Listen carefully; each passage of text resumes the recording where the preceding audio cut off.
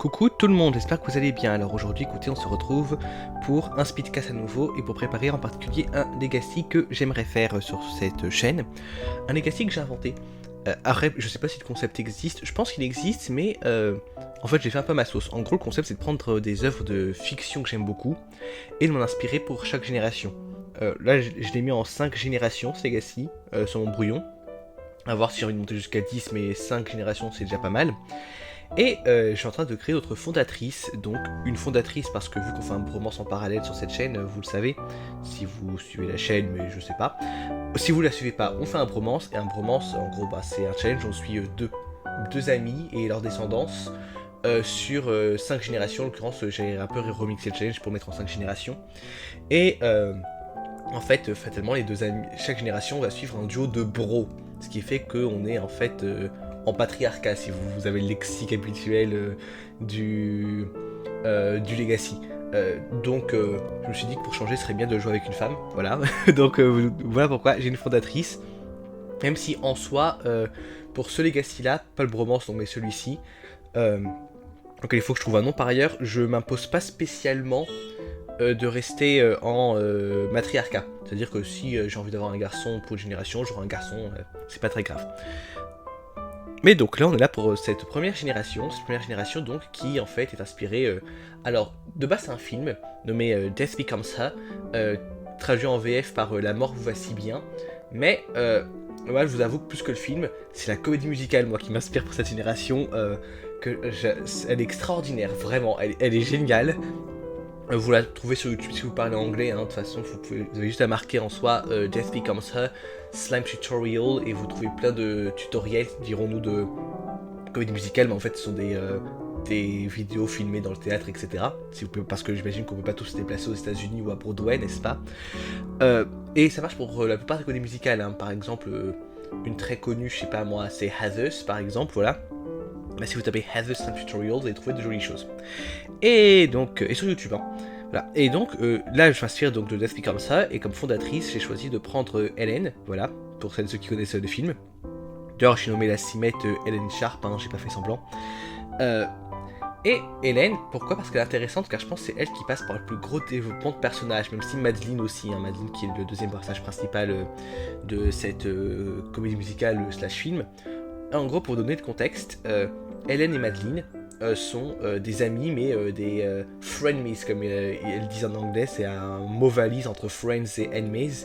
Donc en gros, ce sont des amis, mais hyper passives-agressives, qui ont beaucoup de ressentiments l'une envers l'autre, de la jalousie mal placée. Vous voyez, en gros, elles sont pas spécialement, elles sont amies, mais parce qu'elles se sont rencontrées très tôt et qu'elles sont depuis voilà, mais en soi, elles ont une relation absolument toxique en tant que dans leur amitié.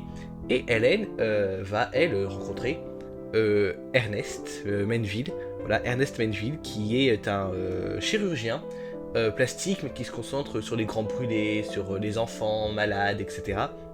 Donc un homme très altruiste et très humaniste, et elle va être séduite par lui.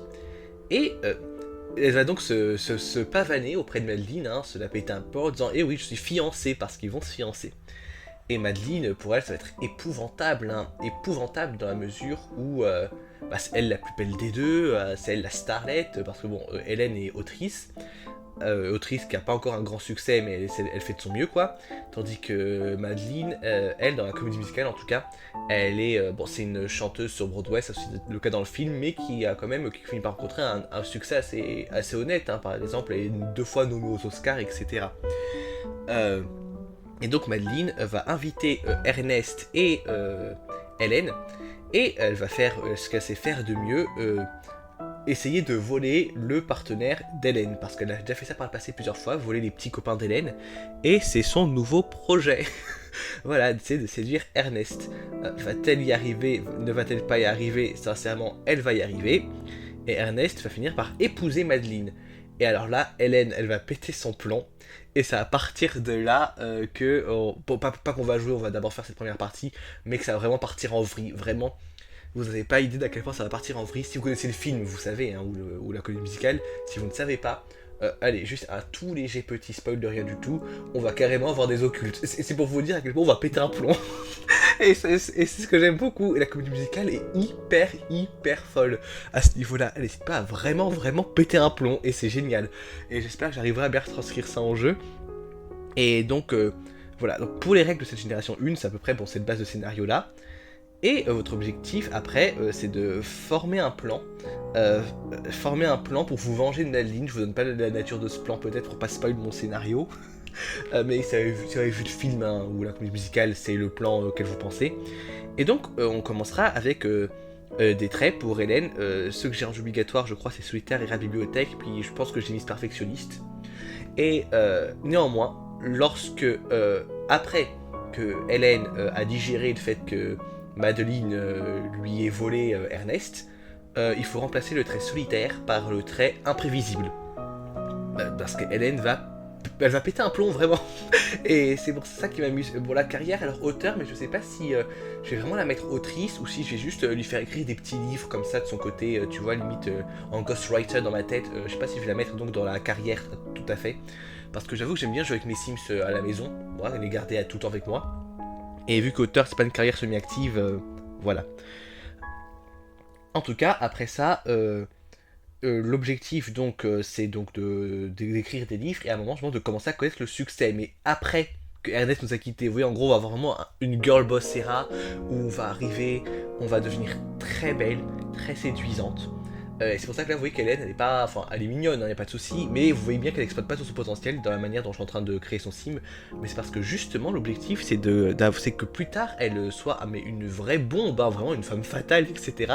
Elle aura son grand relooking dramatique. Et il y a un problème qui va se poser malgré tout hein, pour Hélène, et même pour Madeline qui tire toute sa force par rapport à Hélène de sa beauté hein, en tant qu'actrice.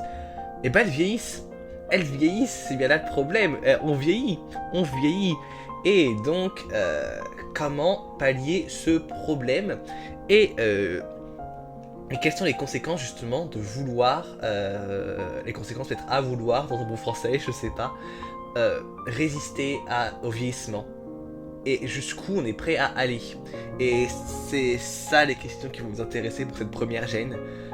Donc je suis super emballé et je trouve que Hélène est très mignonne, telle que je l'ai créée.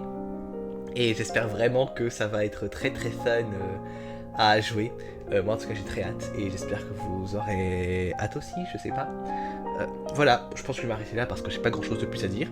Et si ça vous va, et je pense que ça vous ira, je vous souhaite à toutes et tous une excellente journée. Allez, c'est ça, allez, salut, bisous, ciao.